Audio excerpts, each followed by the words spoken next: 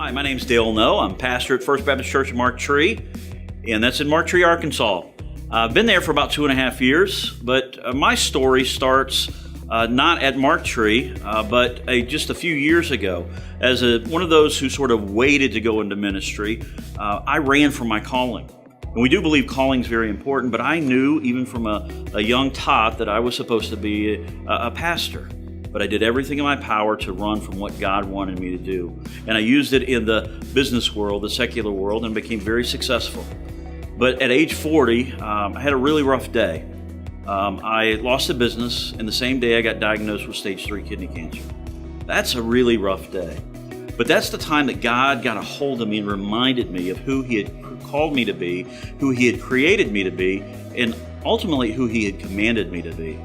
And so all the skills I learned from business, I was able to take and put to work in ministry.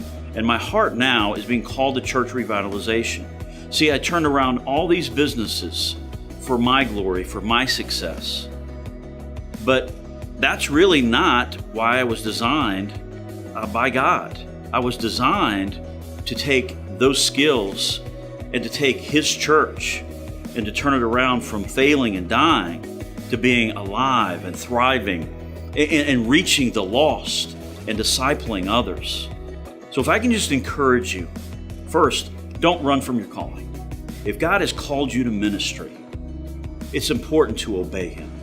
Because I'm going to tell you from personal experience, it's a painful process if you disobey God.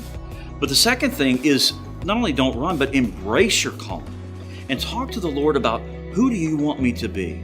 There's many who are called to be church planners, some who are called to be church revitalizers, some are called to be missionaries. But whatever God has called you to be, embrace it. And then finally, be thankful. There's no higher calling than to be a minister for the Lord God Almighty. And don't take it for granted.